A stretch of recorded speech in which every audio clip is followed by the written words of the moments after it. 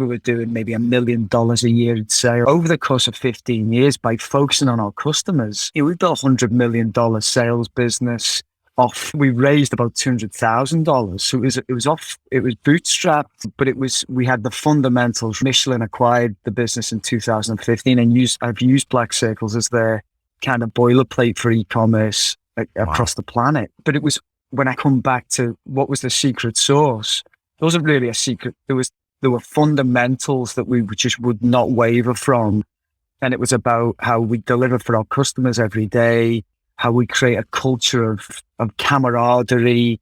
We would, when we hired people, the same applies today to a certain extent. This maybe comes back to me, but I wouldn't necessarily be hiring off resume, certainly not alone. It's about, for me, talent is about the eagerness, the commitment, the kind of the fundamental drive of an individual. So we would hire differently and we compete every day to win. And like I say, win is not a kind of capitalist kind of win per se. It's about how do we judge our success by what our customers tell us that we're doing right or wrong, and we don't waver. And that kind of we would engage customers quarterly, annually, and they would write our business plan. What could we do better? Where do we get it wrong? And we'd listen. And I'd want to hear the bad stuff. And I've been involved in so many businesses where they'll engage customers as an exercise, but don't really recycle that great, rich information that comes back, particularly if it's bad news. Nobody really wants to hear that they're getting it wrong. So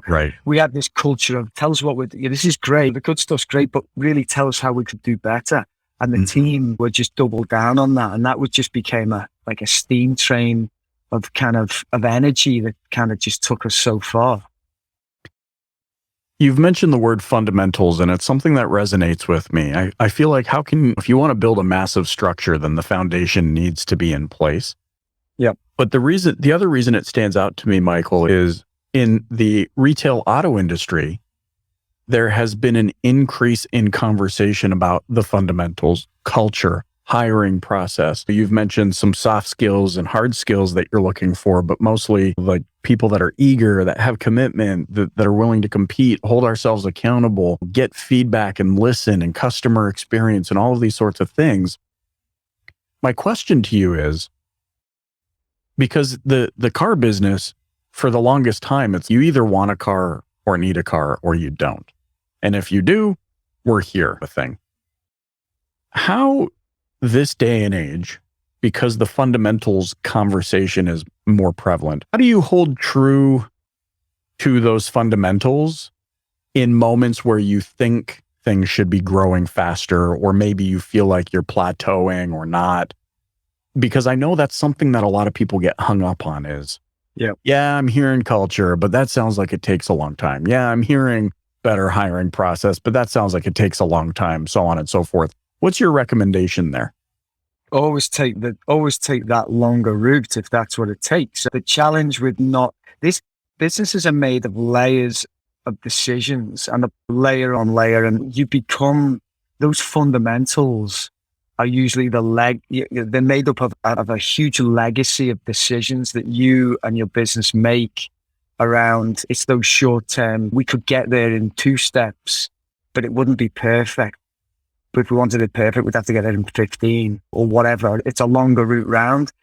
You've got to do the right thing, because for the bit we've spent in our current business, we spent 12 months replumbing our technology, level setting our team, making sure we've got the right focus. And now we're flying. In a 3-month period, we've made more progress than I think we've probably made in 12 months in full flight at Black Circles, because we have the benefit of our experience now. We knew that it is much easier when you broadly know what's coming around the corner. Because to your point, if you're living each day by the sales line or by the margin delivery, it's one day to the next. And I think you've got to be prepared and be brave enough to take a slightly longer term view with a vision of what you want to be, and recheck back on that and say that we are where we are now, and it's okay. It's good. It's okay.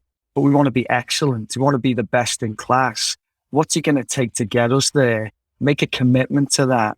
And unless you're talking about kind of Armageddon circumstances in business terms, stay true to that and make conscious decisions around if we do this quickly, we can get there sooner.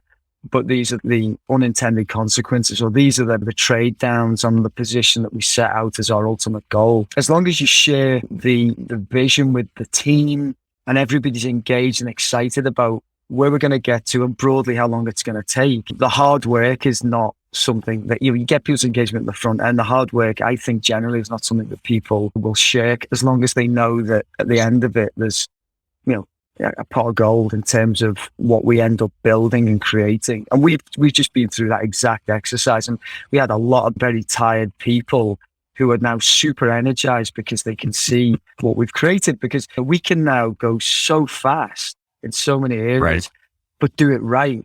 And what that creates is this kind of blue kind of space between us and the market in that regard, because we've got the platform that we need to really, really move on from.